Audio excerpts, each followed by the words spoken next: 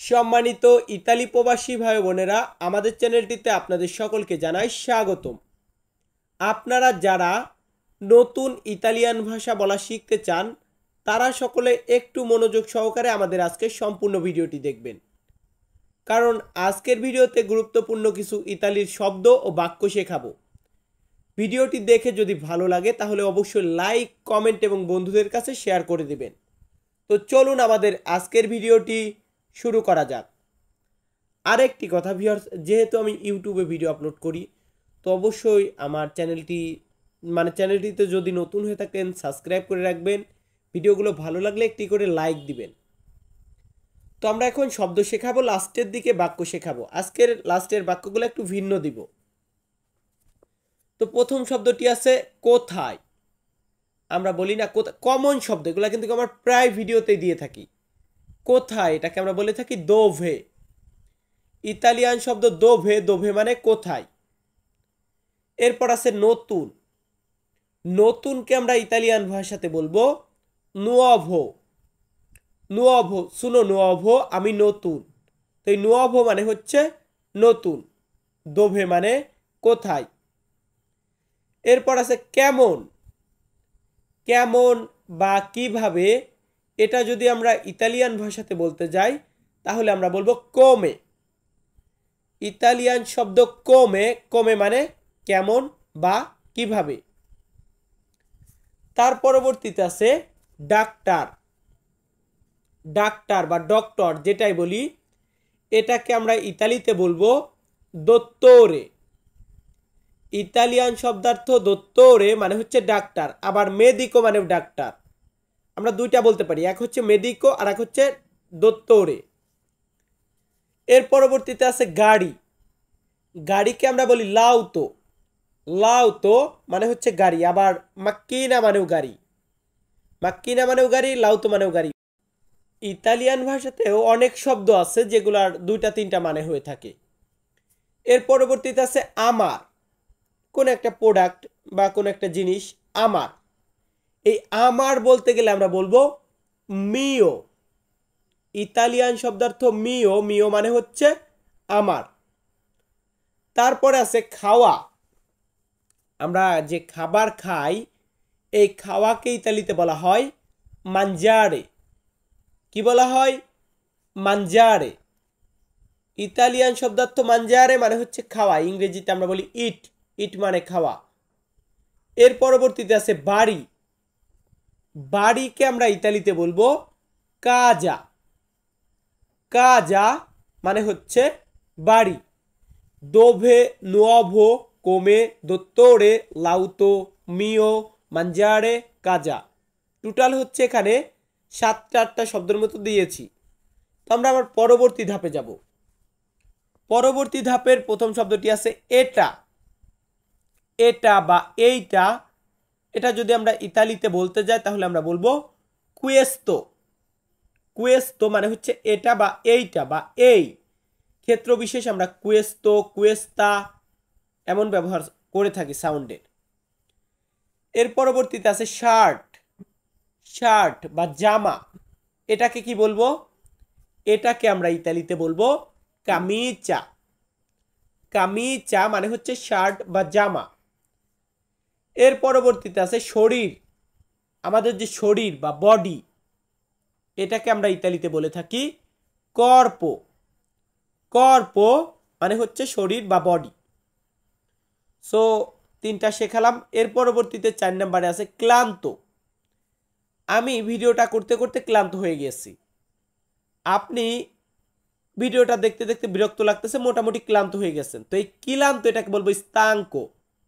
স্তাঙ্কো মানে হচ্ছে ক্লান্ত বা স্তাঙ্কো বলে থাকি অনেক টাইমে। সাউন্ড যে যেটা ইউজ করে, যেটা বলে বোঝানো যায়, যে অঞ্চলে যেটা ব্যবহার হয় সেটা ব্যবহার করবেন। ভাই 19-20 হয়ে থাকে সাউন্ডের উচ্চারণে, তার মানে এই না যে শব্দটা 100% ডিফাইন্ড হবে। যাই হোক, পরবর্তীতে আছে অসুস্থ। অসুস্থকে আমরা ইতালিতে বলে থাকি মালাতো। শুনো মালাতো, আমি অসুস্থ। এরপর আছে জানা। কোন একটা ব্যাপারে জানা, জানা এটাকে বলা হয় সাপেরে। সাপেরে মানে জানা। ইংরেজিতে কি মানে জানা? নো মানে জানা। KNOW নো মানে জানা, এন ও নো মানে না। আর ইতালিতে বলা হয় সাপেরে।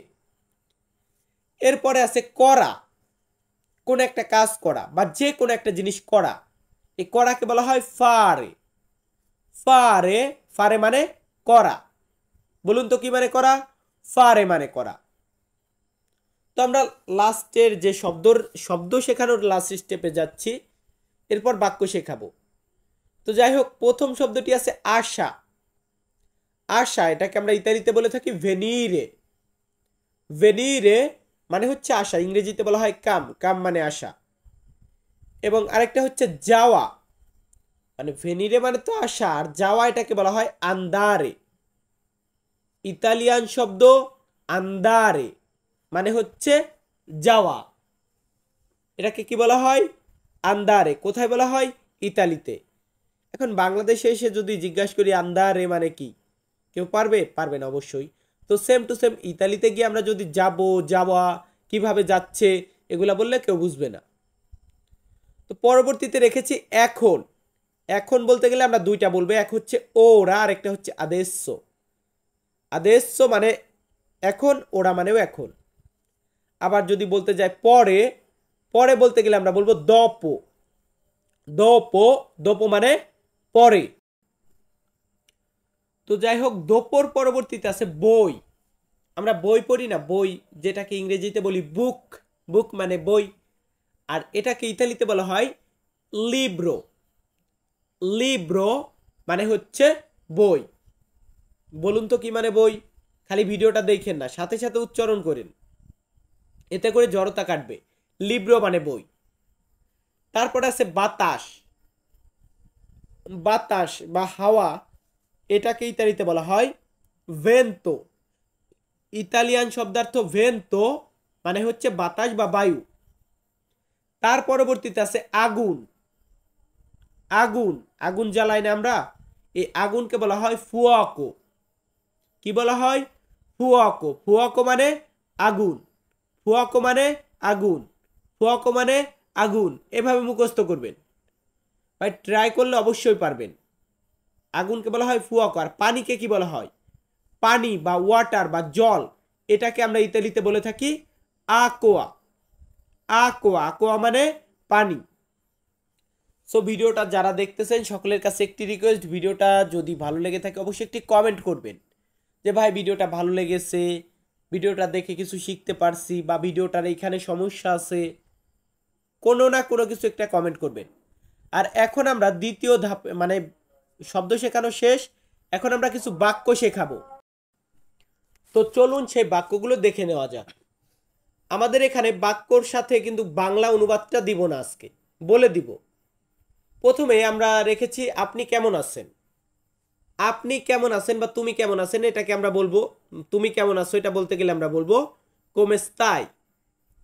ইংরেজিতে বলা হয় হাউ আর ইউ, আর ইতালিতে বলা হয় come stai। এর পরবর্তীতে আছে আপনি কোথায় যাচ্ছেন। কাউকে জিজ্ঞাসা করলাম তুমি কোথায় যাচ্ছ বা আপনি কোথায় যাচ্ছেন, এটা বলতে গেলে আমরা ইতালিয়ান ভাষাতে বলবো dove stai andando। dove stai andando মানে হচ্ছে আপনি কোথায় যাচ্ছেন। দোভে মানে কোথায়, স্তাই মানে আপনি, আন্দান্দো মানে যাচ্ছেন। দোভে স্তাই আন্দান্দো, আপনি কোথায় যাচ্ছেন, এমনটাই বাক্য। এরপর কেউ কোনো একটা জিনিস খাচ্ছে, খাওয়াকে বলা হয় মানজারে। তো আমি তাকে জিজ্ঞাসা করতেছি আপনি কি খাচ্ছেন। আপনি কি খাচ্ছেন মানে রানিং এ, সে খাচ্ছে অলরেডি। এটা বলতে গেলে আমরা বলবো cosa stai mangiando। cosa stai mangiando মানে হচ্ছে আপনি কি খাচ্ছেন। আবার আমার কোনো ফ্রেন্ড সার্কেল, আমি তাকে জিজ্ঞাসা করলাম তোমার বাড়ি কোথায়। তোমার বাড়ি কোথায় বা আপনার বাড়ি কোথায়, এটা বলতে গেলে আমরা বলবো দোভে কাজা তুয়া। দোভে কাজা তুয়া। দোভে মানে কোথায়, কাজা মানে বাড়ি, তুয়া মানে তোমার। কোথায় বাড়ি তোমার আর আপনার বাড়ি কোথায়, বাক্যটা কিন্তু একই। একটু লক্ষ্য করবেন, দোভে কাজা তুয়া আপনার বাড়ি কোথায় বা তোমার বাড়ি কোথায় বা তোর বাড়ি কোথায়, এমনটা বলতে গেলেও সে একই মানে হবে। এরপর আমি বলতেছি আগে আমি কাজে যাব। কখন কাজে যাব? আগে। আগে আমি কাজে যাব, এটা বলতে গেলে আমরা বলবো andrò prima al lavoro। andrò prima al lavoro। এখানে আন্দ্র মানে আমি যাব, প্রিমা মানে আগে, আন্দ্র প্রিমা আমি আগে যাব, আল লাবোরো কাজে। একটু বাক্যটা বোঝার চেষ্টা করবেন। বাক্য শিখতে হলে, বাক্য বলতে হলে আগে শব্দার্থ শিখতে হবে। তাই একটু লক্ষ্য করবেন যে আমার কিন্তু প্রতিটা ভিডিওতে আমি নতুন নতুন শব্দার্থ বা একই শব্দার্থ বারবার শিখে রাখি। কেন? কারণ এই শব্দগুলো প্রতিদিন হাজারবার, লক্ষবার আমরা ইউজ করে থাকি কথার মাঝে। তো যাই হোক, অনেক কথা বললাম। সকলে ভালো থাকবেন, সুস্থ থাকবেন। হয়তো আবারও দেখা হবে নতুন কোনো ভিডিওতে। ধন্যবাদ।